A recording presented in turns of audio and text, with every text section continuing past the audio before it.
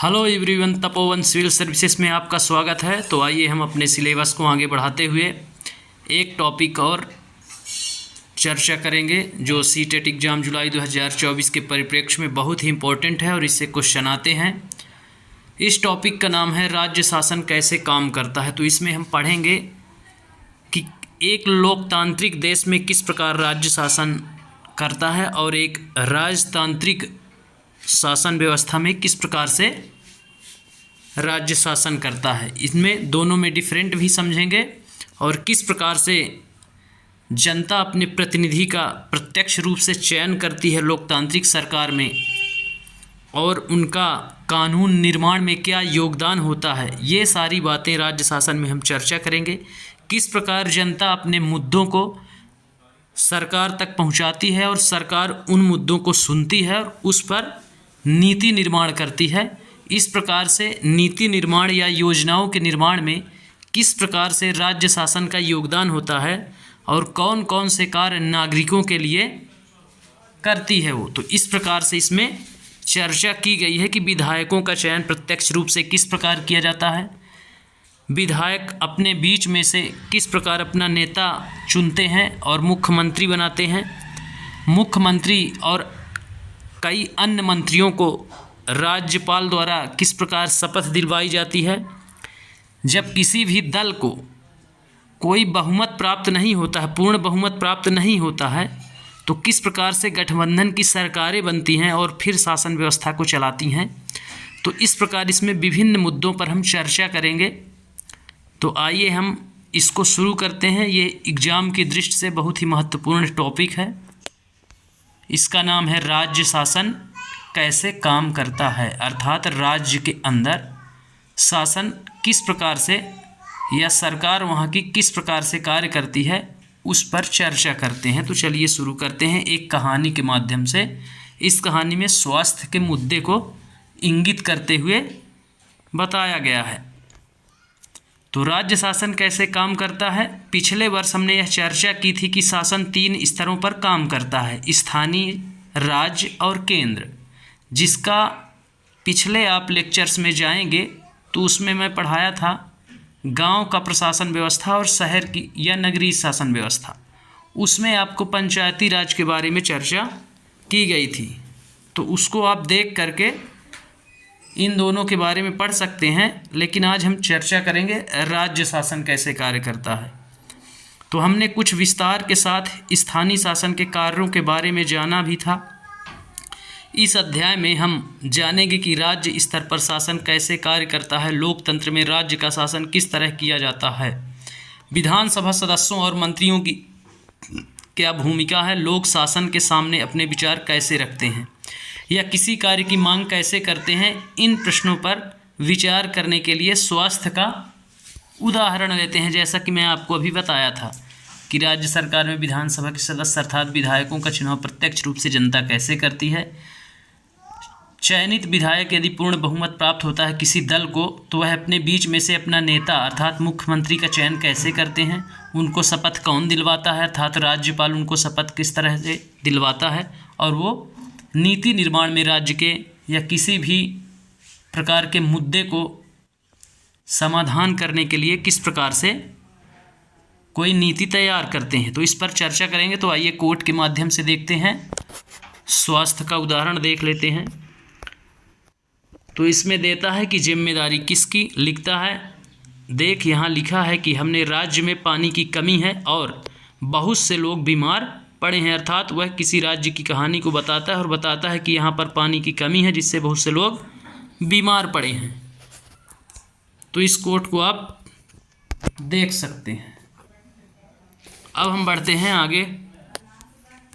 कई गांवों में लोग गंदला पानी पीते हुए पाए गए, नदी नाले और तालाब सूख गए हैं। बुरी तरह से प्रभावित इलाकों में गांव के लोग दूर दूर से पानी लेकर आ रहे हैं। फिर है अगला कोट, जिला मुख्यालय पातालपुरम में लोगों को 3 दिन में एक बार पानी की सप्लाई दी जाती है। यहाँ का जिला चिकित्सालय मरीजों से अटा पड़ा है। इसमें बड़ी संख्या में हैजे से पीड़ित बच्चे हैं, अर्थात हैजा एक पानी से होने वाली बीमारी है, पानी की कमी से, जिसको इंगित किया गया है स्वास्थ्य के परिप्रेक्ष्य में। तो उसमें बताया गया है कुछ लोग गंदला पानी पीते हैं, कहीं पर पानी की अत्यधिक कमी है, जिस कारण से वहाँ के जो हैं जिला अस्पताल लोगों से भरे पड़े हुए हैं और बड़ी संख्या में लोग हैजे से पीड़ित हैं। तो यहाँ पे क्वेश्चन बनता है कि हैजा किस प्रकार की बीमारी है या किससे संबंधित है, तो आप बता सकते हैं। उसमें ऑप्शन देगा हवा, पानी, गंदा पानी, तो गंदे पानी से। तो आप इसको विशेष रूप से नोट करेंगे अपने नोट शीट पर। अब हम चलते हैं अगले कोट की ओर। टीवी पर समाचार में बताया गया था कि हैजे से 10 लोगों की मृत्यु हो गई। क्या ऐसा हो सकता है? क्या कोई सचमुच इससे मर सकता है? क्या पता, बस मुझे ना हो जाए यह बीमारी। ऐसी 2 बालिकाएं चर्चा कर रही हैं। उस दिन दोपहर में मेरी मम्मी कहाँ है कि बाज़ार में कुछ ठंडा नहीं पीना है। आज सुबह उन्होंने अपना एक भाषण मुझे सुना दिया। मुझे अपनी सेहत की जिम्मेदारी संभालनी चाहिए, सिरीन कहती है। सिरीन के ही हा हंसती है। अचानक रुक जाओ की आवाज़ आती है। यहाँ पे आप देख सकते हैं एक लेडीज पुलिसकर्मिका है, वो रुक जाओ की आवाज़ लगाती है। यहाँ पे सिरीन नाम की बालिका है जो हंसती है। अब हम देखते हैं अगले कोट की ओर बढ़ते हैं। फिर है रैली के कारण यह सड़क बंद है। रैली वाहन वालों ने विधायक के घर का घेराव कर लिया। सचमुच, लेकिन क्यों? उन्होंने कुछ कर दिया है क्या? हाँ, ये लोग तो उस काम पर गुस्सा दिखा रहे हैं जो उन्होंने नहीं किया है, और हम यह मांग करते हैं कि अधिकारी तुरंत स्वास्थ्य की स्थिति पर नियंत्रण पाने के लिए कदम उठाए। हमारे विधायक को उसकी जिम्मेदारी लेनी पड़ेगी। कैसे ऊंची आवाज़ हैं इनकी, ये कोई नेता वेता होंगे। सासा, मैंने इन्हें टीवी पर भी देखा है, ये विरोधी दल के हैं। अर्थात जब कोई सत्ता पक्ष उस पर अमल नहीं करता है तो विरोधी पक्ष का यह दायित्व होता है कि उस मुद्दे पर आवाज़ उठाए। इसीलिए इस कोर्ट के माध्यम से दर्शाया गया है, ये विरोधी दल के नेताजी हैं। यहाँ लोग एकत्रित हुए हैं और विधायक जी के घर का घेराव कर रहे हैं, अपनी आवाज़ उठा रहे हैं, क्योंकि उन्होंने अपना नेता खुद चुना है। लोकतंत्र का मतलब ही होता है कि लोगों द्वारा चुना गया स्वयं का शासन। तो इसलिए जो उनका नेता है अर्थात उस स्थान का विधायक है, तो उसका लोग घेराव कर रहे हैं विधायक के घर का, और अपनी बातें रख रहे हैं। इस प्रकार से विरोधी दल का जो नेता है तो दिखाया गया है कैसे ये आवाज़ उठा रहे हैं। तब ये चर्चा करती हैं दोनों बालिकाएं कि हाँ, इनको हमने टीवी पर देखा है। तो इस प्रकार से राज्य के जो कोई भी मुद्दे हों, यहाँ स्वास्थ्य संबंधी मुद्दे को लेकर के चर्चा की गई है, तो बताता है कि किस प्रकार से एक सीरीज चलती है जनता और शासन के बीच में। अब हम बढ़ते हैं आगे। विधायक कौन होता है? अब यह जानेंगे कि विधायक कौन होता है, अर्थात एमएलए कौन होता है। उपरोक्त भाग में आपने पातालपुरम की कुछ घटनाओं के बारे में पढ़ा। आप शायद जिलाधीश, चिकित्सा अधिकारी जैसे अधिकारियों के नामों से परिचित भी होंगे, परंतु क्या आपने विधायक और विधानसभा के बारे में सुना है? क्या आप अपने क्षेत्र के विधायक यानी एमएलए से परिचित हैं? क्या आपको पता है कि वे किस पार्टी के हैं? विधानसभा के सदस्य को विधायक एमएलए कहा जाता है। MLA member of legislative assembly का संक्षिप्त रूप है या संक्षिप्त नाम है। एमएलए जो है, एमएलए का full form member of legislative assembly है, तो इसको आप याद रखेंगे, member of legislative assembly MLA. तो विधानसभा विधायक विधानसभा का सदस्य होता है, उसे शॉर्ट एमएलए भी कहते हैं। मेंबर ऑफ लेजिस्लेटिव असेंबली का संक्षिप्त नाम है जो। अब यहाँ कोड दिया गया है कि पातालपुरम में क्या हो रहा है, यह समस्या इतनी गंभीर क्यों है, आपके विचार से उपर्युक्त स्थिति में क्या कदम उठाए जा सकते हैं या क्या किया जा सकता है, और आपके अनुसार किसे यह कार्य करना चाहिए, आप इस बारे में क्या सोचते हैं। तो इस कहानी के माध्यम से जोड़ा गया है आपके मस्तिष्क में क्या चल रहा है, इसको पढ़ करके। अब हम देखेंगे कि एमएलए को चुनता कौन है, किस प्रकार से राज्य सरकार का गठन होता है, तो आगे इसकी विस्तृत चर्चा है इसमें। तो आइए बढ़ते हैं। यहाँ से सिर्फ आप याद रखेंगे मेंबर ऑफ लेजिस्लेटिव असेंबली, विधानसभा का सदस्य विधायक, जिसे एमएलए शॉर्ट नेम है, उसका फुल नेम है मेंबर ऑफ लेजिस्लेटिव असेंबली। अब यहाँ पे एक कोड दिया गया है, अपने शिक्षक के साथ इन शब्दावलियों पर चर्चा कीजिए। आम सभा क्या है? भारत के राज्य निर्वाचन क्षेत्र, बहुमत, सत्तारूढ़ दल और विरोधी दल। आम सभाएं होती हैं जो विधायक संबोधित करते हैं, और भारत के राज्य आप देख रहे हैं इस मैप में दिया गया है। निर्वाचन क्षेत्र होता है, एक विशेष निर्वाचन क्षेत्र होता है, कोई विधायक किस क्षेत्र से लड़ा है उसको बोलते हैं उसका निर्वाचन क्षेत्र, ब्लॉक। बहुमत अर्थात कोई भी दल यदि जीतता है, 50% से अधिक विधायक गेन करता है तो उसको बोलते हैं उसकी सरकार बनेगी। जैसे वर्तमान में बीजेपी की सरकार है, बहुमत दल है बीजेपी का। सत्तारूढ़ अर्थात सत्ता पर बैठी पार्टी, वर्तमान में बीजेपी पार्टी।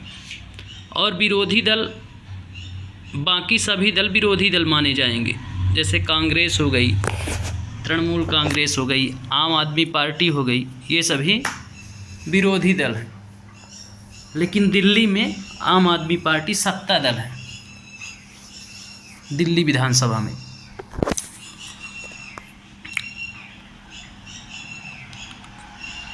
एमएलए का चुनाव जनता द्वारा किया जाता है, फिर वे लेजिस्लेटिव असेंबली में मेंबर यानी विधानसभा के सदस्य बन जाते हैं और सरकार बनाते हैं। इस प्रकार से हम कह सकते हैं कि विधायक जनता का प्रतिनिधित्व करते हैं। तो इस पैराग्राफ में बताया गया है कि जो एमएलए होता है अर्थात विधायक, वह जनता द्वारा चुना जाता है, अर्थात जनता इसे प्रत्यक्ष रूप से चुनती है, वोटिंग करके, वोट डाल करके अपना नेता स्वयं चुनती है। इस प्रकार से वह लेजिस्लेटिव असेंबली का मेंबर बन जाता है। तो विधायक जनता का प्रतिनिधित्व करेगा क्योंकि जनता ने उसे स्वयं अपना नेता चुना है। इस प्रकार से विधायक उस जनता का नेतृत्व करता कहलाएगा। तो इसमें से क्वेश्चन आता है कि विधायकों का चुनाव या विधानसभा के सदस्यों का चुनाव किस रूप में होता है? तो प्रत्यक्ष रूप में होता है, अर्थात जनता स्वयं चुनती है उनको वोट डाल करके। तो इसको आप नोट करेंगे। इसके बाद सेकंड पैरा में आते हैं। भारत के हर राज्य में एक विधानसभा है, हर राज्य कई निर्वाचन क्षेत्रों में बटा हुआ है। उदाहरण के लिए यहाँ दिए गए मानचित्र को देखिए, इसमें दर्शाया गया है कि हिमाचल प्रदेश 68 निर्वाचन क्षेत्रों में बटा है, अर्थात 68 विधानसभा क्षेत्र वहाँ पर हैं, 68 विधायक वहाँ पर बन सकते हैं। इस प्रकार से वहाँ के विधानसभा में 68 सीटें हैं, 68 विधायक टोटल होंगे उस राज्य में। हर निर्वाचन क्षेत्र से जनता एक प्रतिनिधि चुनती है, तो 68 निर्वाचन क्षेत्र हैं तो 68 विधायक चुने जाएंगे वहाँ से। जो विधानसभा का सदस्य यानी विधायक बन जाता है, आपने ध्यान दिया होगा कि चुनाव में लोग अलग अलग पार्टियों के नाम से खड़े होते हैं, इसलिए विधायक अलग अलग राजनीतिक दलों के होते हैं। तो इस पैराग्राफ में बताया गया है कि निर्वाचन क्षेत्र क्या है, निर्वाचन क्षेत्र में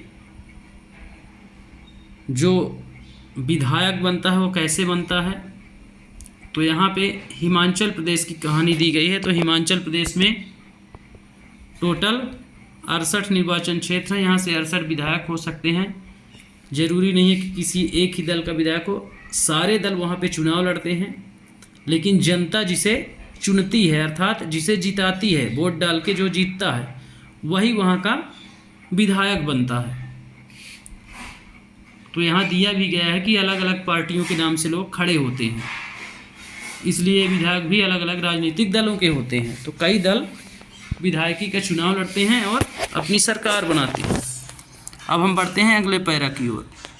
जो लोग विधायक होते हैं वे मंत्री या मुख्यमंत्री कैसे बन जाते हैं? जिस राजनीतिक दल के विधायक आधे से अधिक निर्वाचन क्षेत्रों में जीत जाते हैं, राज्य में उस दल को बहुमत में माना जाता है। बहुमत प्राप्त करने वाले राजनीतिक दल को सत्ता पक्ष और अन्य सबको विरोधी पक्ष कहा जाता है। उदाहरण के लिए हिमाचल प्रदेश की विधानसभा में विधायकों के 68 निर्वाचन क्षेत्र हैं। तो यहाँ पे याद रखने योग्य बातें जो हैं तो उसमें होती हैं बहुमत दल, अर्थात बहुमत दल किसे कहेंगे? जिसके 50% से ज़्यादा विधायक जीतेंगे उनको बहुमत दल बोलेंगे। बाकी शेष सभी राजनीतिक दलों को क्या बोलेंगे, इसको सत्ता पक्ष और बाकी सबको विरोधी पक्ष अर्थात विपक्ष बोलते हैं। तो इस प्रकार से क्वेश्चन पूछा जाता है कि सत्ता पक्ष या विपक्ष कौन होते हैं। उसमें आपको चुनाव परिणाम बताए जाएंगे कि मान लीजिए किसी प्रदेश में, जरूरी नहीं है कि हिमाचल प्रदेश की 68 सीटों का ही उदाहरण लिया जाएगा, किसी भी राज्य का लिया जा सकता है। उसमें आपको अनुमान लगाना पड़ेगा कि कितनी सीटें उनने दे रखी हैं, उसमें 50% से यदि ज़्यादा कोई दल प्राप्त करता है वो सत्ता दल कहलाएगा, और बाकी शेष जितने भी दल होंगे चुनाव लड़े हैं वो सभी विपक्ष के नेता या विरोधी पक्ष कहलाएगा। तो इस प्रकार से सत्ता दल और विपक्ष बनता है। अब बढ़ते हैं आगे। यहाँ पे जम्मू कश्मीर का एक मैप दिखाया गया है।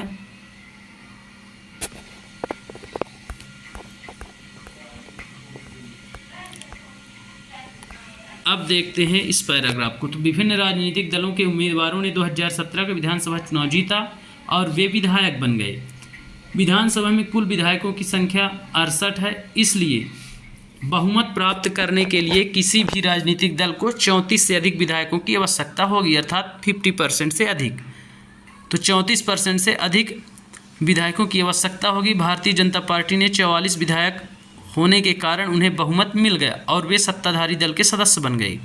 अन्य सब विधायक विरोधी दल के सदस्य बन गए। इस उदाहरण में इंडियन नेशनल कांग्रेस मुख्य विरोधी दल बनी, क्योंकि वो दूसरे स्थान पर रही होगी, इसलिए क्योंकि भारतीय जनता पार्टी के बाद सर्वाधिक विधायक उसी के थे। विरोधी पक्ष में कुछ अन्य पार्टियां भी हैं और कुछ निर्दलीय उम्मीदवार भी थे जो चुनाव जीतकर आए थे। तो इसमें बताया गया है किस प्रकार से 50% से अधिक सीटें प्राप्त करने वाले को सत्ता पक्ष बोला जाता है। तो यहाँ पे बताया गया कि 68 टोटल सीटें थी, जो 34 से अधिक प्राप्त करेगा वो सत्ता दल कहलाएगा, जहाँ पे बीजेपी भारतीय जनता पार्टी ने 44 विधायक प्राप्त किए, उनके 44 विधायक जीते हैं, इसलिए उन्होंने सत्ता प्राप्त की है, वहाँ बहुमत मिल गया उसको। तो यह कहलाएगा सत्ताधारी दल। बाकी शेष जितने भी होंगे, जितनी भी पार्टियां होगी वो विपक्ष कहलाएंगी। इसमें उदाहरण दिया गया है कि इंडियन नेशनल कांग्रेस मुख्य विरोधी दल है, क्योंकि भारतीय जनता पार्टी के बाद सर्वाधिक विधायक इसी के पास थे, कांग्रेस के पास। और कुछ उम्मीदवार क्या थे, कुछ अन्य पार्टियां भी थी, कुछ निर्दलीय भी थे जो चुनाव जीतकर आए थे। तो इस प्रकार से हिमाचल प्रदेश की विधानसभा का चुनाव यहाँ दर्शाया गया है और बताया गया है कि इस प्रकार से सत्ता पक्ष बनता है और किस प्रकार से विपक्ष। अब बढ़ते हैं हम आगे। तो चुनाव के बाद सत्ताधारी दल के विधायक अपने नेता का चुनाव करते हैं जो मुख्यमंत्री बनता है। इसकी चर्चा मैं पहले भी किया हूँ। इस उदाहरण में भारतीय जनता पार्टी के विधायकों ने श्री जयराम ठाकुर को अपना नेता चुना और वे मुख्यमंत्री बन गए। इसके बाद मुख्यमंत्री मंत्रियों का चयन करता है। चुनाव के बाद राज्य का राज्यपाल मुख्यमंत्री और मंत्रियों की नियुक्ति करता है। तो ये क्वेश्चन आता है कि मुख्यमंत्री और अन्य मंत्रियों की नियुक्ति कौन करता है, तो आप याद रखेंगे इसको कि राज्यपाल करता है। राज्य का राज्यपाल मुख्यमंत्री और अन्य मंत्रियों की नियुक्ति करता है। ये बहुत इंपॉर्टेंट क्वेश्चन है, बार बार एग्जाम में आता है। और मुख्यमंत्री किस प्रकार बनता है या मुख्यमंत्री का चयन कौन करता है, तो सत्ताधारी दल अपने नेता का चुनाव करते हैं। अर्थात जितने भी विधायक हैं, इसमें 44 विधायक हैं भारतीय जनता पार्टी के, तो भारतीय जनता पार्टी के वो 44 विधायक बैठ करके अपने बीच में से अपना एक नेता चुनते हैं और वो जिसको अपना नेता चुनते हैं वही मुख्यमंत्री बनता है।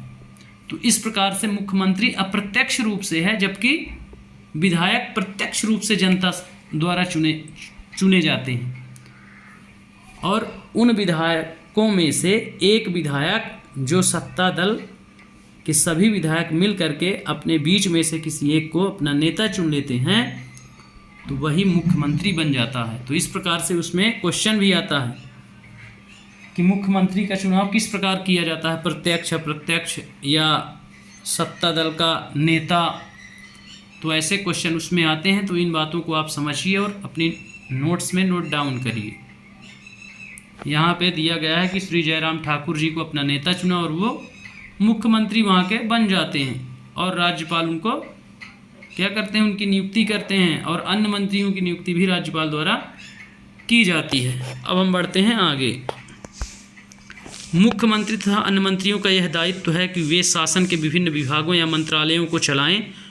उनके अलग अलग कार्यालय होते हैं। विधानसभा ऐसा स्थान होता है जहां सभी विधायक, चाहे वे सत्ताधारी दल के हों अथवा विरोधी दल के, विभिन्न विषयों पर चर्चा करने के लिए एकत्रित होते हैं। इस तरह कुछ विधायकों की दोहरी जिम्मेदारी हो जाती है, एक विधायक के रूप में और दूसरी मंत्री के रूप में। इस बारे में हम आगे अभी पढ़ेंगे। तो यहाँ पे बताया गया है कि ये सभी, चाहे वो पक्ष हों या विपक्ष के दल के नेता हों, तो वो क्या होते हैं, विधानसभा उनका एक ऐसा स्थान होता है जहाँ वे सभी एकत्रित होते हैं। तो यह भी क्वेश्चन आता है कि सभी विधायक कहाँ एकत्रित होते हैं, तो विधानसभा ऐसा स्थान जहाँ सभी विधायक, चाहे वे सत्ताधारी हों या विरोधी दल के हों, विभिन्न विषयों पर चर्चा करने के लिए एकत्रित होते हैं। तो इसमें से क्वेश्चन बनता है। अब हम देख लेते हैं कोड, फिर बढ़ते हैं आगे।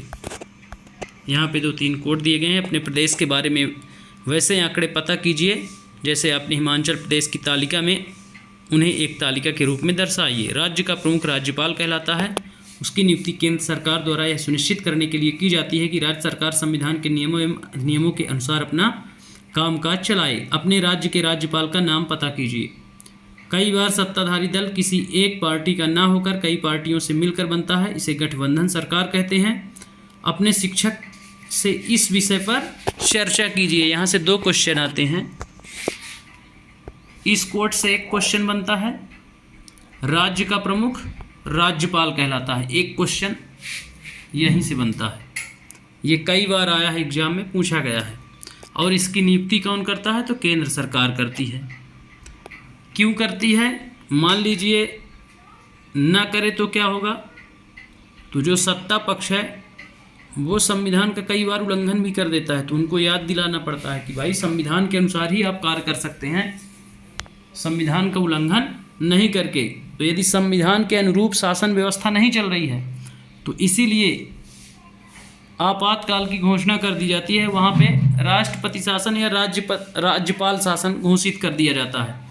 इस कारण से कि राज्य सरकारें जो होती हैं तो वो संविधान के विरुद्ध कार्य नहीं करती हैं, इसलिए केंद्र सरकार राज्यपाल की नियुक्ति करती है वहाँ कि आप जाइए और संविधान के अनुरूप ही शासन व्यवस्था चले। इसकी जिम्मेदारी आपकी है कि आप वहाँ पर विशेष ध्यान देंगे कि वहाँ की जो सत्ता सरकार है वह संविधान के अनुकूल ही चले, संविधान अनुकूल ही आचरण करे, उसके विरुद्ध नहीं। इसलिए राज्यपाल की नियुक्ति की जाती है केंद्र सरकार द्वारा। तो यहाँ पे दिया गया है कि राज्य सरकार संविधान के नियमों और अधिनियमों के अनुरूप ही शासन व्यवस्था को चलाए, इसलिए राज्यपाल का नियुक्त किया जाता है। और फिर दूसरा क्वेश्चन यहाँ से बनता है, कई बार सत्ताधारी दल किसी एक पार्टी का ना होकर कई पार्टियों से मिलकर बनता है, इसे गठबंधन सरकार। अभी हाल ही में बिहार में नीतीश ने ऐसा किया है। पहले वो किसी और के साथ से जेडीयू के साथ थे, तेजस्वी यादव के साथ। अभी हाल ही में उन्होंने तेजस्वी यादव को छोड़ करके बीजेपी के साथ गठबंधन किया है। तो जब किसी एक दल को पूर्ण बहुमत प्राप्त नहीं होता है, अर्थात 50% से अधिक विधायक प्राप्त नहीं होते हैं या निर्वाचन क्षेत्र नहीं प्राप्त होते हैं, तो इस प्रकार से 2 या 2 से अधिक दल मिल करके सरकार बनाते हैं, तो उसको कहते हैं गठबंधन की सरकार। तो यहाँ पे इस शब्दावली पे आप विशेष ध्यान देंगे। यहाँ से क्वेश्चन आता है, राज्यपाल से भी क्वेश्चन आता है और गठबंधन की सरकार से भी क्वेश्चन आएगा ही आएगा। इसलिए आप अपने नोट्स में इसको बाकायदा नोट करिए और बार बार रिवीजन करिए, उसका अभ्यास करिए, फिर क्वेश्चन पेपर देखिए, एनालिसिस करिए। तो क्वेश्चन पेपर मैं ऑलरेडी डाल रहा हूँ, सीरीज चल रही है। अब हम बढ़ते हैं अगले पेज की ओर। विधानसभा में एक बहस।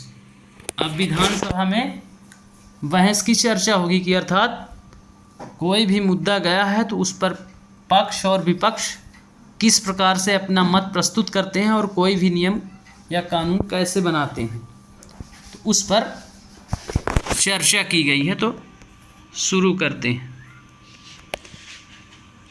अब यहाँ पे दिया गया है, आफरीन सुजाता और उसके विद्यालय के कई अन्य विद्यार्थियों ने विधानसभा देखने के लिए राजधानी की यात्रा की। विधानसभा एक अत्यंत भव्य एवं प्रभावशाली भवन में स्थित थी। बच्चे बहुत उत्सुक थे। सुरक्षा जांच के बाद उन्हें ऊपर ले जाया गया। ऊपर एक दर्शक दीर्घा थी जहां से वे नीचे के विशाल हॉल को देख सकते थे। हॉल में डेस्कों की अनेक कतारें लगी थी। यहाँ पे 2-3 छात्राओं का जिक्र है। आफरीन सुजाता और उसके साथ कई विद्यार्थी वहाँ पे गए। राज्य की राजधानी में जहाँ पे प्रशासनिक मुख्य कार्यालय होते हैं उन्हीं को राजधानी घोषित किया जाता है, तो राज्य की राजधानी में होता है हमेशा। तो विधानसभा देखने गए राज्य की राजधानी में, तो यहाँ पे आफरीन सुजाता और विद्यालय के कई छात्राओं का जिक्र है। एक वहाँ पे क्या है, दर्शक की एक दीर्घा थी जहाँ उनको बिठाया गया और वो ऊपर से पूरे समूचे माहौल को देख रहे हैं। अब हम बढ़ते हैं आगे कि वहाँ होता क्या है, उस पर चर्चा अगले पैराग्राफ में की गई है। यह विधानसभा उन दिनों की किसी तत्कालीन समस्या पर बहस करने वाली थी। विधानसभा की बहसों में विधायक अपनी राय व्यक्त कर सकते हैं, संबंधित विषय पर प्रश्न पूछ सकते हैं या सुझाव दे सकते हैं कि सरकार को इस संबंध में क्या करना चाहिए। सदस्य इस विषय पर जो भी प्रतिक्रिया व्यक्त करना चाहें कर सकते हैं। इसके बाद मंत्री प्रश्नों के उत्तर देते हैं और सदन को आश्वस्त करते हैं कि जरूरी कदम उठाए जा रहे हैं। पक्ष और विपक्ष में बहस जब होती है तो विपक्ष मुद्दे उठाते हैं कि इस पर आप अमल कब करेंगे, कब कार्रवाई की जाएगी। तो जो उस क्षेत्र का मंत्री होता है वो जवाब देता है कि इस पर चर्चाएं या जरूरी कदम उठाए जा रहे हैं, शीघ्र इस कार्य को अमल में लिया जाएगा। इस प्रकार से वहाँ बहस चलती है कि इस पर किसी विशेष प्रश्न या विषय पर आप प्रश्न पूछ सकते हैं सरकार से, बिल्कुल। तो इस प्रकार से इसको पेडागॉजी से जोड़कर भी पूछे जाते हैं यहाँ से क्वेश्चन। अब हम बढ़ते हैं अगले पैराग्राफ की ओर। मुख्यमंत्री तथा अन्य मंत्रियों को निर्णय लेने होते हैं और सरकार चलानी होती है। हम प्रायः उन निर्णयों के बारे में सुनते हैं या समाचार चैनलों अथवा समाचार पत्रों में उन्हें देखते व पढ़ते हैं। हालांकि जो भी निर्णय लिए जाते हैं उन्हें विधानसभा के सदस्यों द्वारा अनुमोदित किया जाना होता है। लोकतंत्र में विधानसभा सदस्य मंत्रियों और मुख्यमंत्री से प्रश्न पूछ सकते हैं, किसी महत्वपूर्ण विषय पर बहस कर सकते हैं, निर्णय ले सकते हैं कि धन कहाँ खर्च किया जाना चाहिए आदि। इस तरह मुख्य अधिकार उन्हीं का होता है। तो यहाँ पे मैं पहले ही बताया था कि कोई भी कानून तभी बनता है जब ये विधानसभा से अनुमोदित होता है, अर्थात पास हो जाता है। तो यहाँ पे जिक्र है कि विधानसभा के सदस्य उसको क्या करते हैं, अनुमोदित हो जाना चाहिए। कोई भी निर्णय यदि विधानसभा में लिया गया है तो विधानसभा के सदस्यों द्वारा उसका अनुमोदन अनिवार्य है, नहीं तो वह निर्णय अमान्य होगा। इस प्रकार से मुख्यमंत्री और मंत्रियों से आप प्रश्न पूछ सकते हैं। इस पर भी चर्चा की जाती है कि धन कहाँ और कितना खर्च करना है। इसलिए विपक्ष का भी यह कर्तव्य होता है कि वह प्रश्न उठाए। मान लीजिए सत्ता पक्ष जहाँ पे खर्च ज़्यादा करना है वहाँ पे कम कर रही है और जहाँ पे कम करना है वहाँ पे ज़्यादा खर्च कर रही है, तो विपक्ष इसमें आवाज़ उठाता है कि इस क्षेत्र में आप जहाँ पे कम खर्च कर रहे हैं यहाँ अति आवश्यकता है कि यहाँ आप ज़्यादा से ज़्यादा खर्च करिए, इसलिए आप मद को चेंज करिए और वहाँ पे ज़्यादा इन्वेस्टमेंट, ज़्यादा खर्च करिए, ज़्यादा बजट उसको दीजिए, क्योंकि उस क्षेत्र में अभी अत्यधिक आवश्यकता है। तो इस प्रकार से वहाँ पे चर्चाएं होती हैं। अब कुछ विधायकों के बहस के बारे में देखेंगे कैसे होते हैं। तो आगे देखते हैं। विधायक 1, अखंड गांव के मेरे निर्वाचन क्षेत्र में पिछले 3 हफ्तों में हैजे के कारण 15 लोगों की मृत्यु हो चुकी है। मेरे विचार में सरकार के लिए बड़ी शर्मनाक स्थिति है। वह सरकार जो अपने को प्रौद्योगिकी में सर्वश्रेष्ठ घोषित कर रही है, हैजे जैसी साधारण बीमारी को रोकने में असफल रही है। मैं स्वास्थ्य मंत्री का ध्यान इस ओर आकर्षित करना चाहूँगा कि वे स्थिति को नियंत्रण में लाने के लिए तत्काल जरूरी कदम उठाएं। तो इस प्रकार से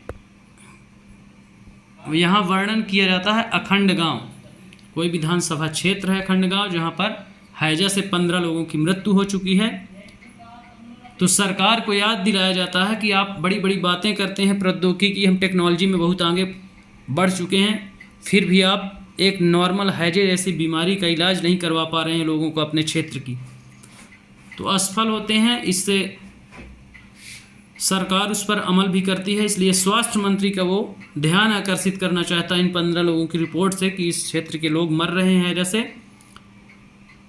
तो स्वास्थ्य मंत्री का यह दायित्व होता है कि उस पर तत्कालीन कदम उठाए, क्योंकि लोगों की मृत्यु और जीवन का सवाल है। तो इस प्रकार से विधायक कार्य करते हैं और जनता उन तक अपनी आवाज़ किस प्रकार से पहुंचाती है, यह मुद्दा विधायक विधानसभा में भी रखते हैं। तो इस प्रकार से बहस चलती है। अब हम देखते हैं विधायक 2। मेरा प्रश्न यह है कि सरकार अस्पतालों की दशा इतनी खराब क्यों है? सरकार जिला अस्पतालों में डॉक्टरों और चिकित्सा कर्मचारियों की ठीक से नियुक्ति क्यों नहीं कर रही है? मैं यह भी जानना चाहूँगा कि सरकार इस स्थिति का सामना किस प्रकार करने जा रही है, जिससे लोग बड़ी संख्या में प्रभावित हैं और यह संख्या बढ़ती ही जा रही है। अब यह महामारी का रूप ले चुकी है। तो इस प्रकार से एक विधायक इंगित करता है, दूसरा विपक्ष का बोलता है कि जब पद खाली हैं तो आप हॉस्पिटल तो बनवा दिए हैं, लेकिन वहाँ डॉक्टरों की कमी है, क्यों है?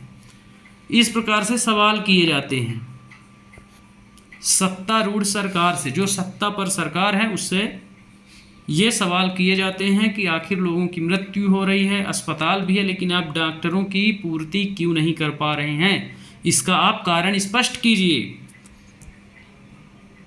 तो इस प्रकार से उस पर अमल किया जाता है। यहाँ पे वो बताते हैं कि क्या है, महामारी का रूप ले लिया है अर्थात इससे बहुत से लोग अभी मारे भी जाएंगे। ये महामारी का रूप ले चुकी है। एक नॉर्मल कहानी के माध्यम से यह बताया जा रहा है। अब बढ़ते हैं विधायक 3। मेरे निर्वाचन क्षेत्र तोलपट्टी में भी पानी की कमी की गंभीर समस्या है। औरतों को पानी लाने के लिए 3-4 किलोमीटर तक चलना पड़ता है। मैं जानना चाहूँगा कि पानी पहुँचाने के लिए कितने टैंकरों को काम में लगाया गया है, कितने कुओं और तालाबों की सफाई करवाकर उन्हें संक्रमण मुक्त किया गया है। तीसरा जो विधायक है वो अपने क्षेत्र के मुद्दे लेकर आया है, बताता है तोलपट्टी निर्वाचन क्षेत्र है उसका। वह बताता है कि वहाँ की औरतों को 3-4 किलोमीटर दूर पानी के लिए जाना पड़ता है। तो वह सवाल करता है कि मैं जानना चाहूँगा कि पानी पहुँचाने के लिए कितने टैंकर आपने काम में लगाए हैं और कितने कुओं तालाबों की व्यवस्था या संक्रमण मुक्त सफाई करवाई है। तो इस प्रकार से इस पे पानी की सफाई को लेकर चर्चा की गई है। ये सभी विधानसभा के पार्ट की बहस का हिस्सा है। तो बहस किस प्रकार से हो रही है, तो आप स्वास्थ्य के बारे में पहले और दूसरे विधायक को देखें, यहाँ पानी को लेकर के। अब अगला विधायक भी देखेंगे क्या बोलता है। तो विधायक नंबर 4 है, मुझे लगता है कि मेरे साथी समस्या को बढ़ा चढ़ाकर बता रहे हैं। सरकार ने स्थिति को नियंत्रण में लाने के लिए कदम उठाए हैं। पानी के टैंकरों को काम में लगा दिया गया है। ORS के पैकेट बांटे जा रहे हैं। सरकार लोगों की मदद के लिए भरसक प्रयास कर रही है। ORS एक घोल होता है, हैजा में दिया जाता है, काफ़ी हेल्पफुल होता है स्वास्थ्य के लिए। तो अब सत्ता पक्ष का विधायक है कोई, वो बोलता है कि बिल्कुल इस पर आप लोग हवाई मार रहे हैं, इस पर कार्य किया जा रहा है। वो बताता है कि पानी के टैंकर काम में लगा दिए गए हैं, ORS पैकेट भी बंटवा दिए गए हैं लोगों में, और सरकार भरसक प्रयास में लगी हुई है। तो आप चिंता न करें, शीघ्र ही से हम छुटकारा पा लेंगे हैजा जैसी बीमारी से। अब 5वें विधायक की ओर बढ़ते हैं। तो विधायक 5वें बोलते हैं, हमारे अस्पतालों में सुविधाओं की हालत बहुत खस्ता है। कई ऐसे अस्पताल हैं जिसमें कोई डॉक्टर नहीं और कोई चिकित्सा कर्मचारी पिछले कई सालों से नियुक्त ही नहीं किए गए हैं। दूसरे अस्पताल में डॉक्टर लंबी छुट्टी पर चले गए हैं। ये शर्मनाक स्थिति है। मेरे ख्याल से हालात बद से बदतर होते जा रहे हैं। हम यह कैसे सुनिश्चित करने वाले हैं कि प्रभावित क्षेत्रों के सब परिवारों तक ORS के पैकेट पहुंच जाएं। तो विपक्ष बोलता है वो कि हम कैसे विश्वास करें कि सभी तक पैकेट पहुंच गए हैं। भाई डॉक्टर तो वहाँ हैं ही नहीं, और जहाँ भी हैं वो क्या है, छुट्टी पर चले गए हैं। तो हम कैसे मान लें कि आप वहाँ तक ORS के पैकेट पहुँचा दिए हैं। तो इस प्रकार से बहस वहाँ चल रही होती है। अब हम देखते हैं विधायक नंबर 6। विरोधी पक्ष के सदस्य बिना वजह ही सरकार पर दोषारोपण कर रहे हैं। पिछली सरकार ने सफाई पर कोई ध्यान नहीं दिया था। अब हमने कई वर्षों से चारों तरफ फैले कूड़े को साफ करने का अभियान शुरू किया है। सत्ता पक्ष आरोप के बाद बोलता है कि भाई आप दोषारोपण बेवजह दोषारोपण कर रहे हैं। हमने सफाई का, जब आपकी सरकार थी, पिछली सरकार, सफाई पर कोई ध्यान नहीं दिया था, वो बोलता है कि हमने कई वर्षों से चारों तरफ फैले कूड़ा करकट को साफ करने का अभियान चला दिया है, वह जल्दी पूर्ण हो जाएगा। अब एक कोट दिया गया है, इसको देख लेते हैं। क्या दिए गए चित्र में आप सत्ता पक्ष और विरोधी पक्ष के विधायकों को पहचान सकते हैं? सत्ता पक्ष के विधायकों को एक रंग से और विरोधी पक्ष के विधायकों को दूसरे रंग से रंगिए। तो ये विधानसभा का एक चित्र दिया गया है और यहाँ पे खड़े होकर विधायक अपने अपने क्षेत्र के मुद्दों को बहस में शामिल कर रहे हैं। अब हम बढ़ते हैं आगे। उक्त भाग में आपने विधानसभा में चल रही एक बहस के बारे में पढ़ा। सदस्य सरकार द्वारा की गई या न की गई कार्यवाही पर बहस कर रहे हैं। ऐसा इसलिए है क्योंकि विधायक सामूहिक रूप से सरकार के काम के लिए उत्तरदायी होते हैं। सामान्य भाषा में सरकार शब्द से तात्पर्य शासन के विभिन्न विभागों मंत्रियों से होता है जो उनके प्रभारी हैं। इन सब का सामूहिक प्रमुख मुख्यमंत्री होता है। जैसा कि पिछले पैरा में विधानसभा से पहले चर्चा की गई है कि वो अपना मुखिया, अपना नेता चुनते हैं, इसलिए मुख्यमंत्री उनका मुखिया होता है। सही मायने में तो यही सरकार का कार्यवाही हिस्सा यानी कार्यपालिका कहलाता है। दूसरी तरफ सारे विधायक जो विधानसभा में एकत्र होते हैं विधायिका कहलाते हैं। विधायिका के रूप में वे सरकार के कार्यकारी हिस्से को काम करने का अधिकार देते हैं और फिर उसके काम की जांच भी करते हैं, जैसा कि आपने पाठ के प्रारंभ में देखा था। इन्हीं में से कार्यपालिका का प्रमुख मुख्यमंत्री बनाया गया। तो कार्यपालिका का प्रमुख जो होता है मुख्यमंत्री होता है। इसमें विधानसभा में चल रही बहस के बारे में चर्चा की गई है। बताता है कि सरकार द्वारा की गई या न की गई कार्यवाही पर बहस कर रहे थे। ऐसा इसलिए क्योंकि विधायक सामूहिक रूप से सरकार के लिए, क्वेश्चन आता है विधायक सामूहिक रूप से किसके लिए उत्तरदायी होते हैं? तो विधायक सामूहिक रूप से सरकार के काम के लिए उत्तरदायी होते हैं। सामान्य भाषा में सरकार शब्द से तात्पर्य शासन के विभिन्न विभागों और मंत्रियों से होता है। तो सरकार शब्द का तात्पर्य क्या है? तो शासन के विभिन्न विभागों के मंत्रियों से होता है। यहाँ से क्वेश्चन कई बार पूछे गए हैं। तो सामूहिक रूप से विधायक किसके प्रति उत्तरदायी हैं? सरकार के प्रति उत्तरदायी हैं। सरकार शब्द से तात्पर्य क्या है? तो शासन के विभिन्न विभागों और मंत्रियों से होता है जो उनके प्रभारी हैं। उनका सामूहिक प्रमुख कौन होता है? तो मुख्यमंत्री होता है, अर्थात उनका नेता। तो मुख्यमंत्री विधायक अपने नेता को चुनते हैं। पाठ के शुरू में ही इस पर चर्चा हमने की है। तो यहाँ से बहुत इम्पोर्टेंट है, वेरी वेरी इम्पोर्टेंट है, यहाँ से क्वेश्चन आता ही आता है। और यही सरकार का क्या करते हैं? कार्यकारी हिस्सा है, कार्यपालिका कहलाता है। सही मायने में जो है यही विधायक और मुख्यमंत्री सारे मिल करके कार्यपालिका का निर्माण करते हैं। तो यहाँ से भी क्वेश्चन बनता है। और विधायक क्या हैं? विधायक और विधानसभा में एकत्र होते हैं, विधायिका कहलाते हैं। दूसरी तरफ सारे विधायक जो विधानसभा में अभी एकत्र हुए थे, बहस चल रही थी, वे विधायिका कहलाते हैं। यहाँ से भी क्वेश्चन आते हैं। तो इनको आप 2-3 क्वेश्चन यहाँ से बनते हैं, लिख लीजिए। इसके बाहर कुछ नहीं आता है। लिमिटेड क्वेश्चंस आते हैं, बहुत शॉर्टकट में आते हैं, बहुत ईजी आते हैं। और इनका कार्यपालिका का प्रमुख या मुखिया कौन है? तो मुख्यमंत्री। इसको आप विशेष ध्यान रखेंगे। अब हम बढ़ेंगे शासन की कार्यप्रणाली पर। अभी हमने किसी मुद्दे पर कैसे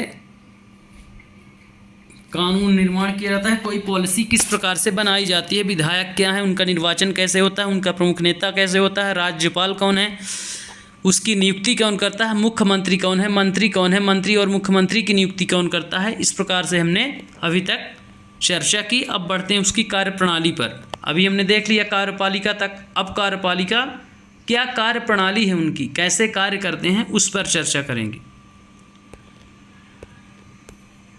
एक कोट को देख लेते हैं। जो विधायक सोचते थे कि सरकार स्थिति को गंभीरता से नहीं ले रही, वे मुख्य रूप से क्या क्या तर्क दे रहे थे? यदि आप स्वास्थ्य मंत्री होते तो उपर्युक्त चर्चा का उत्तर किस प्रकार देते? आपके विचार से क्या उपर्युक्त बहस कुछ अर्थों में उपयोगी रही? कैसे चर्चा कीजिए, व्याख्या कीजिए कि सरकार की कार्यप्रणाली में एक सामान्य विधायक और उस विधायक में जो मंत्री भी हैं क्या अंतर है? तो इससे विशेष कोटेशन में दिया गया है आपके थॉट्स के बारे में। अब हम देखेंगे शासन की कार्यप्रणाली। केवल विधानसभा में ही सरकार के काम के बारे में टीका टिप्पणी और सरकार से कार्यवाही करने की मांग नहीं की जाती है। आप नियमित रूप से अखबारों, टीवी चैनलों और अन्य संगठनों को सरकार के बारे में बातें करते देखते हैं। लोकतंत्र में अनेक माध्यमों द्वारा लोग अपने विचार व्यक्त करते हैं और कार्रवाई करते हैं। इसी तरह का एक तरीका यहाँ देखिए जो आगे बताया गया है कि केवल विधानसभा में ही बहस करना नहीं सरकार का कार्य, सरकार के बारे में टीका टिप्पणी, बल्कि अखबारों के माध्यम से, विभिन्न दलों के माध्यम से या विभिन्न संगठन NGO होते हैं उनके माध्यम से भी सरकार से अपील की जाती है। कोई घटना घटती है उस पर टिप्पणी की जाती है कि भाई सरकार क्या कर रही है, इस पर विचार विमर्श करे, कार्यवाही करे। तो इस प्रकार से जनता भी अपनी टिप्पणियां वहाँ भेजती है, अपने विचार भेजती है कई मीडिया माध्यम से। फिर आता है विधानसभा में चर्चा होने के थोड़े ही समय बाद स्वास्थ्य मंत्री की प्रेस वार्ता की गई। इसमें विभिन्न समाचारों के प्रतिनिधि काफ़ी संख्या में आए। इसमें मंत्री और कुछ शासकीय अधिकारी भी उपस्थित रहे। मंत्री ने सरकार द्वारा उठाए गए कदमों के बारे में बताया। इस प्रेस वार्ता में अखबारों और संवाददाताओं ने अनेक प्रश्न पूछे। इन चर्चाओं की रिपोर्ट विभिन्न समाचार पत्रों में प्रकाशित हुई। अगले प्रश्न में आप एक रिपोर्ट भी देखेंगे। तो किस प्रकार से लोग उनसे क्वेश्चन करते हैं, तो बताया गया कि विधानसभा में तो चर्चा हुई ही, उसके बाद क्या करते हैं, स्वास्थ्य मंत्री एक प्रेस कॉन्फ्रेंस बुलाते हैं, प्रेस वार्ता बुलाते हैं। उस पर वो बताते हैं कि सरकार किस प्रकार से इस स्थिति से निपटने के लिए क्या क्या कार्य करेगी। उन सब पर वो प्रेस वार्ता करते हैं, मीडिया के सामने चर्चा करते हैं, जिससे पब्लिक को पता चल सके कि हाँ अब ये समस्या दूर हो जाएगी शीघ्र ही। तो इस प्रकार से मंत्री अपने दायित्व का किस प्रकार से निर्वहन करते हैं, तो मीडिया उसको बताती है किस प्रकार से।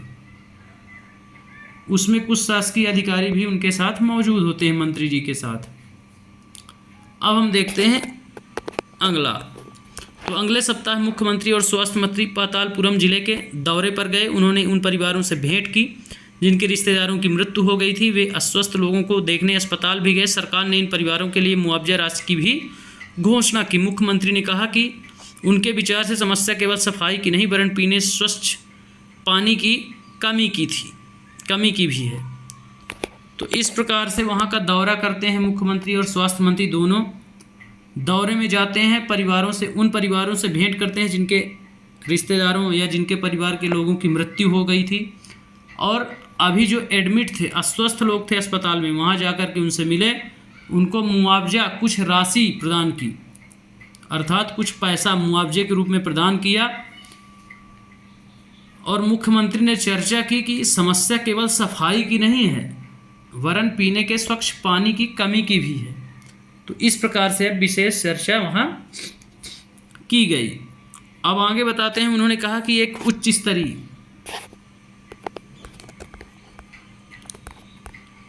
जांच समिति गठित की जाएगी जो सफाई सुविधाओं के लिए जिले की ज़रूरतों के बारे में विचार करेगी और लोक निर्माण मंत्री को दिशा निर्देश देगी ताकि वे क्षेत्र में पानी की उचित व्यवस्था पर ध्यान दे सकें। ऐसा मुख्यमंत्री महोदय बोलते हैं कि हमने एक उच्च स्तरीय जांच समिति का गठन कर दिया है। वो क्या करेगी, इसकी जांच करेगी और लोक निर्माण जो मंत्री है उसको दिशा निर्देश देगी कि भैया आप ये कमियां हैं, इस पर आप इनको शीघ्र दूर करिए या दूर करने के उपाय बताइए और उचित व्यवस्था करिए जिससे लोगों को उसकी सुविधाएं मिल सकें और हैजा जैसी बीमारी को दूर किया जा सके। चूँकि पाठ में हैजा बीमारी के मुद्दे पर चर्चा की गई है।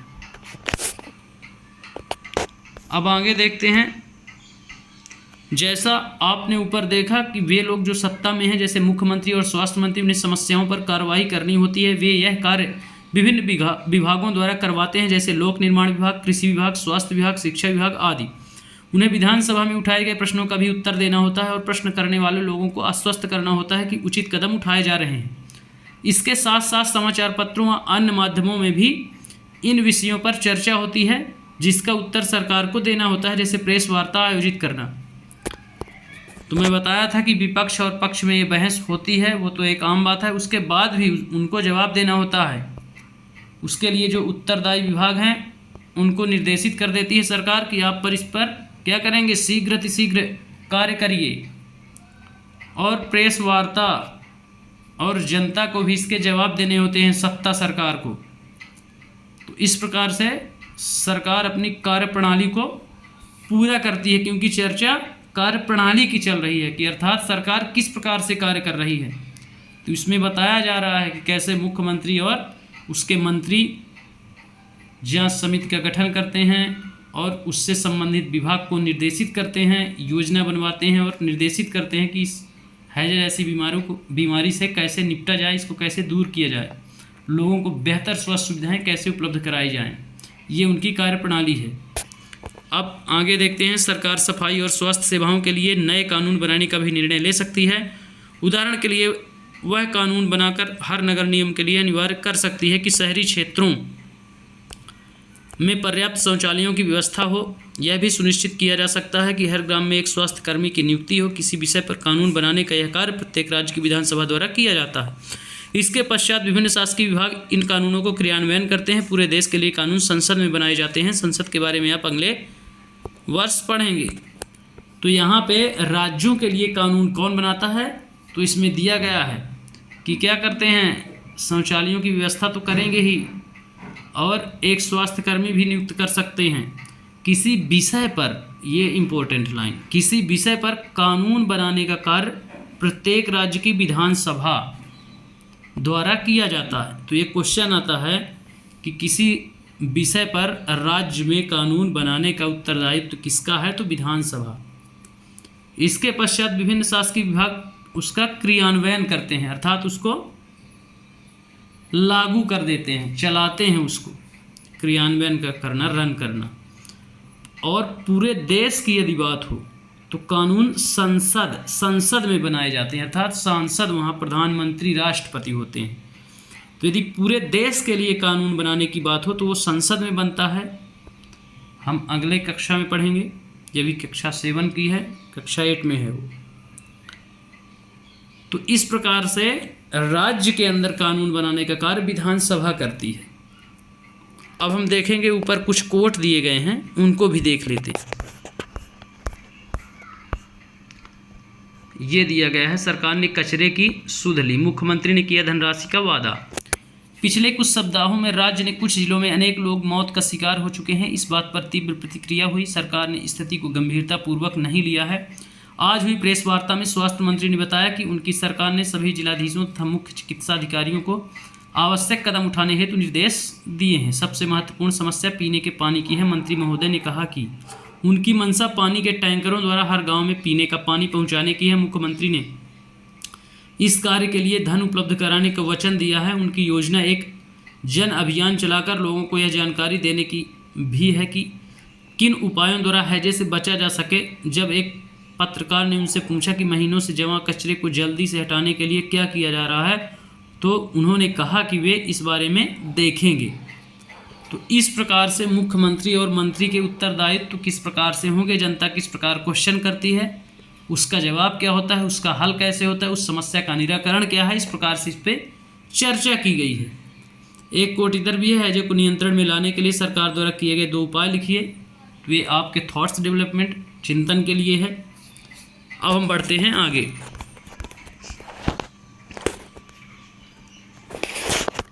लोकतंत्र में विधायकों, एमएलए के रूप में जनता अपने प्रतिनिधि चुनती है और इस तरह से शासन मुख्यतः जनता का ही होता है। फिर सत्ता पक्ष के सदस्य सरकार बनाते हैं और कुछ सदस्यों को मंत्री बनाया जाता है। ये मंत्री सरकार के विभिन्न विभागों के प्रभारी होते हैं, जैसे ऊपर दिए गए उदाहरण में स्वास्थ्य विभाग। इन विभागों द्वारा जो भी कार्य किया जाता है उसे विधायिका द्वारा अनुमोदित या स्वीकृत कराया जाता है। तो किसके द्वारा स्वीकृत कराया जाता है? विधायिका द्वारा। इसको आप ध्यान रखेंगे। अब हम बढ़ते हैं आगे। लोकतंत्र में लोग अपना मत व्यक्त करने और सरकार के विरोध करने के लिए सभाएं आयोजित करते हैं। स्वतंत्रता के अधिकार में ये है प्रेस की स्वतंत्रता, संगम संघ या समिति बनाने की स्वतंत्रता। तो ये सारे मानव अधिकार के पार्ट हैं। तो इस प्रकार यहाँ दिखाया गया है कि जनता अपने मुद्दे किस प्रकार से सरकार के सामने प्रकट करती है, इसमें वह किस प्रकार से अपनी सभाएं आयोजित कर सकते हैं।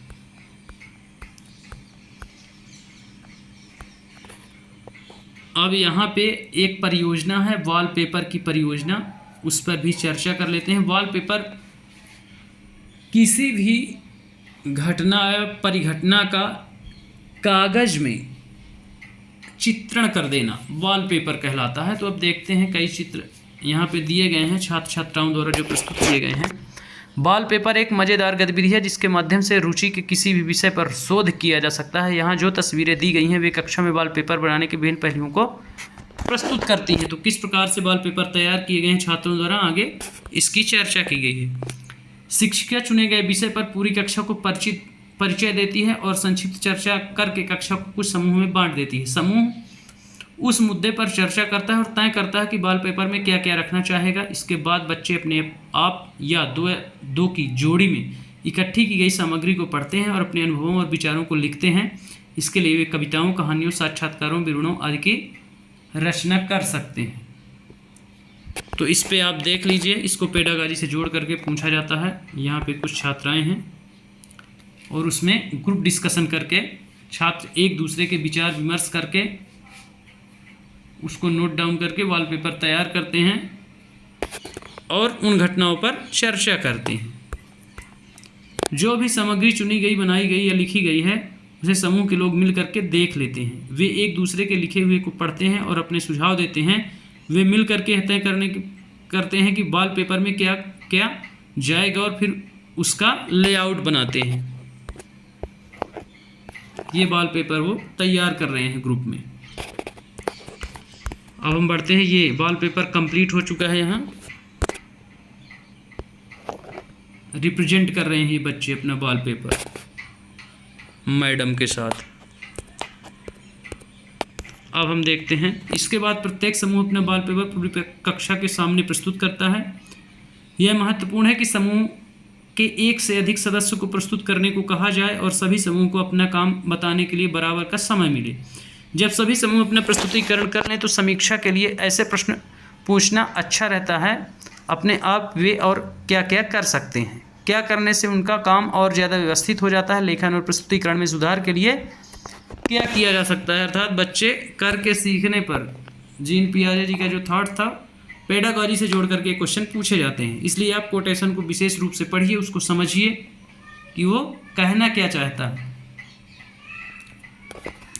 अब हम आगे बढ़ते हैं। सन 2006 में डेंगू की महामारी के विषय में यह वॉलपेपर कक्षा 6वीं केंद्रीय विद्यालय क्रमांक 2 हिंडन गाजियाबाद उत्तर प्रदेश के विद्यार्थियों ने बनाया था, जिसका डायग्राम यहाँ पे दिया गया है, आप देख सकते हैं। ये 2006 की डेंगू महामारी के विषय पर बनाया गया वॉलपेपर है। अपने राज्य सरकार की कार्य से जुड़े किसी अन्य मुद्दे पर ऐसा ही वॉलपेपर निकालने के लिए एक योजना कर कैसे ज्वर की महामारी, कोई शिक्षा का कार्यक्रम, कानून व्यवस्था, कोई विषय, मध्याह्न भोजन कार्यक्रम इत्यादि के लिए आप अपने राज्य की सरकार के बारे में वॉलपेपर कक्षा में बनवाएं बच्चों से, ऐसा इस पे बताया गया है। तो क्वेश्चन ये पूछा जाता है कि किसी मुद्दे के लिए कौन कौन से तर्क दिए जाते हैं, वॉलपेपर उनमें से एक है, ऐसे आपसे पूछा जा सकता है क्वेश्चन में। कुछ शब्दावलियां हैं इसकी। निर्वाचन क्षेत्र क्या है, तो निर्वाचन क्षेत्र के बारे में बताता है। इसका तात्पर्य एक निश्चित क्षेत्र से है जहां रहने वाले सब मतदाता अपना प्रतिनिधि चुनते हैं। उदाहरण के लिए यह कोई पंचायत या वार्ड या वह क्षेत्र हो सकता है जहां विधानसभा सदस्य चुनता है, जो विधानसभा सदस्य चुनता है। तो इस प्रकार से निर्वाचन क्षेत्र डायरेक्ट आपसे पूछ सकता है कि निर्वाचन क्षेत्र, और ये परिभाषा दे देगा। उसके बाद हम आते हैं बहुमत क्या है। इसका आशय ऐसी स्थिति से है जब किसी समूह के आधे से अधिक संख्या में लोग निर्णय या विचार से सहमत हों। इसे साधारण बहुमत भी कहा जाता है। जहां साधारण बहुमत, जहां आधे से अधिक लोग क्या हों, किसी निर्णय विचार से सहमत हों, आधे से कम नहीं, आधे से अधिक लोग। तो ये क्वेश्चन बहुत बार पूछा गया है। फिर आता है विरोधी पक्ष। इसका तात्पर्य उन चुने हुए प्रतिनिधियों में से है जो सत्ता पक्ष के सदस्य नहीं हैं और जिनकी भूमिका सरकारी निर्णयों और कार्यों पर प्रश्न उठाने, विधानसभा में विचार के लिए नए मुद्दे उठाने की होती है। प्रश्न उठाने और नए मुद्दे उठाने की जिम्मेदारी किसकी है? विपक्ष की। लेकिन ये सत्ता पक्ष नहीं है, सत्ता पक्ष नहीं है विपक्ष। इसकी भूमिका है प्रश्न उठाना और नए मुद्दों की चर्चा करना। फिर आते हैं प्रेस वार्ता। मीडिया से संबंधित पत्रकारों का ऐसा समूह जिसे किसी विषय पर अपना पक्ष बनाने और उस पर प्रश्न पूछने के लिए आमंत्रित किया गया हो। उनसे अपेक्षा की जाती है कि वे मीडिया के माध्यम से इसके बारे में जन समूह को बताएं। मीडिया को चौथा स्तंभ सरकार का माना जाता है, इसलिए जब कोई भी निर्णय आता है तो उसको जनता तक पहुंचाने के लिए मंत्री, विधायक या सरकार द्वारा प्रेस कॉन्फ्रेंस रखी जाती है। मीडिया को आमंत्रित किया जाता है, वहाँ पे जनता को बताया जाता है मीडिया के माध्यम से कि आपकी समस्या का निराकरण किया गया है, इस पर चर्चा जारी है। तो इस प्रकार से कई मुद्दों का समाधान लोगों तक पहुंच जाता है आसानी से मीडिया के माध्यम से। तो इस प्रकार इस अध्याय में हमने देखा किस प्रकार से सरकार का निर्माण होता है, राज्य सरकार किस प्रकार से बनती है, उस पर किस प्रकार की बहस होती है, किस प्रकार के मुद्दों का विचार विमर्श चलता है और किस प्रकार से सरकार बनती है, प्रत्यक्ष रूप से किनका चुनाव होता है, प्रत्यक्ष रूप से किनका होता है, किसके प्रति जिम्मेदार होते हैं, और मुख्यमंत्री, विधायकों की नियुक्ति, मुख्यमंत्री और मंत्रियों की नियुक्ति कौन करता है, राज्यपाल की नियुक्ति कौन करता है, राज्यपाल की नियुक्ति क्यों की जाती है, राज्य में कानून कौन बनाता है, राष्ट्र के लिए कानून कहाँ बनता है, किसी भी मुद्दे का समाधान राज्य स्तर पर किस प्रकार से किया जाता है, विधानसभा या विधायिका की कार्यप्रणाली क्या है, इस प्रकार से सारी चर्चा इस पाठ पे की गई हमारे द्वारा। तो उम्मीद है कि आप इसको एक बार सुने और दूसरी बार अपनी नोट्स बनाएं, इससे सॉर्ट कर लें। 4-6 क्वेश्चन इससे बनेंगे जिनमें से हर वर्ष 1-2 क्वेश्चन यहाँ से आते हैं, तो ये बहुत इम्पोर्टेंट है आपके लिए। तो अब हम फिर कल मिलेंगे अगले लेक्चर के साथ। धन्यवाद इसी के साथ।